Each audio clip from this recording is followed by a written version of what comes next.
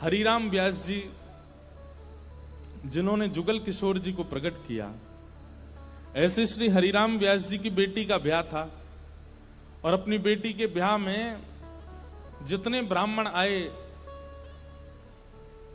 हरिराम व्यास जी अपनी बेटी के ब्याह से प्रसन्न नहीं थे। क्यों नहीं थे? कोई पिता अपने पुत्री के ब्याह से अप्रसन्न कैसे हो सकता है? लेकिन उनके मन में भाव था कि भाई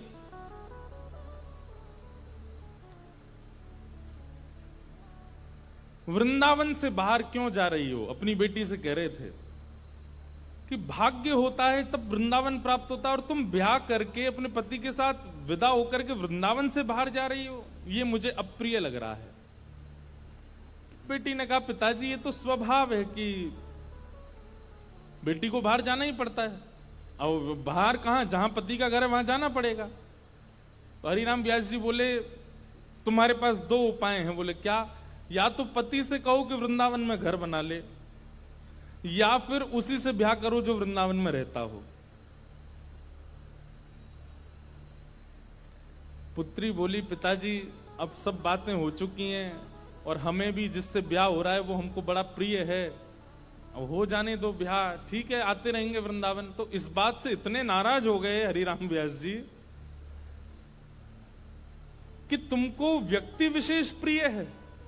अरे हरिराम व्यास जी तो ये तक बोल गए थे कि भाई लंगड़ा हो, वृंदावन का हो तो उससे ब्याह कर लो, कोई गुण ना हो लेकिन वृंदावन का है तो ब्याह करो, क्योंकि वृंदावन रहने को मिलेगा।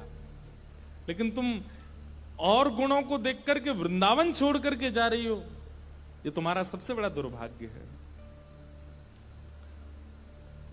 तो अपनी बेटी के ब्याह से प्रसन्न नहीं थे, तो हरिराम व्यास जी की पत्नी और बाकी बच्चे बोले, पिताजी को रहने दो नाराज, हम तो ब्याह करेंगे आनंद से। और हरिराम व्यास जी के शिष्य थे ओरछा के राजा मधुकर शाह, उन्होंने पूरी शादी की व्यवस्था की, लेकिन हरिराम व्यास जी की भौएं चढ़ी नहीं। और ज्यादा दुखी तो वे तब हो गए कि उन्होंने एक शर्त रखी, चलो ठीक है ब्याह कर रहे हो तुम, अपनी मर्जी से कर रहे हो, सब ठीक है, लेकिन पहली पंगत वैष्णव जनों को, संत जनों को, रसिक जनों को करानी पड़ेगी। लेकिन जब ब्याह का प्रसंग आता है ना, तो घर के लोग इन सब चीजों पर विश्वास करते नहीं है। घर के सब सदस्य बोले, पहली पंगत तो बारात की होगी।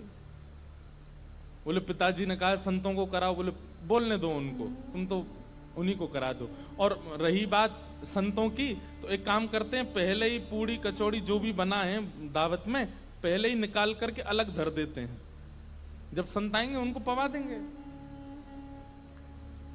हरिराम व्यास जी को ये बात पता चल गई तो इतने नाराज हो गए। उनका एक पद भी है,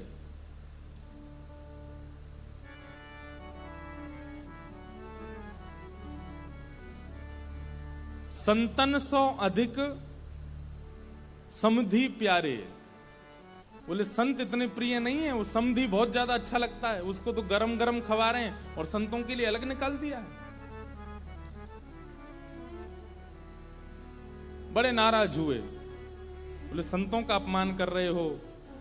बेटी बोली, पिताजी मेरा ब्याह है, आप बिल्कुल खुश नहीं हो। बोले मुझे खुशी करानी है तो वृंदावन से बाहर मत जाओ। ब्राह्मण लोग आए जो ब्याह पढ़ा रहे थे, तो हरिराम व्यास जी बड़े विद्वान थे, तो ब्राह्मण आकर के बैठे, सबने बैठ करके हरिराम व्यास जी से वार्ता की। तो ब्राह्मण सब बोले, व्यास जी कोई अच्छी बात सुनाओ। तो हरिराम व्यास जी पद गाने लगे, वे मरे जिन मेरे घर ब्याह पढ़वायो। सारे ब्राह्मण बोले ऐसा मत कहो भगवान। बोले कि तुम भाग जाओ यहां से, या तो पुत्री को कहो कि वो वृंदावन छोड़ करके नहीं जाए, और यदि वो जाने का मन बना चुकी है तो वो सब मर जाएंगे जिन्होंने ब्याह पढ़ाया। ब्राह्मण तो घबरा गए। फिर अंत में मधुकर शाह जो राजा थे ओरछा के, उन्होंने हरिराम व्यास जी को प्रणाम किया। बोले मैं जिम्मेवारी लेता हूं, आपके दामाद और बेटी बाहर नहीं जाएंगे, मैं यहीं घर बनवा दूंगा, वो यहीं रहेंगे। तब हरिराम व्यास जी प्रसन्न हुए।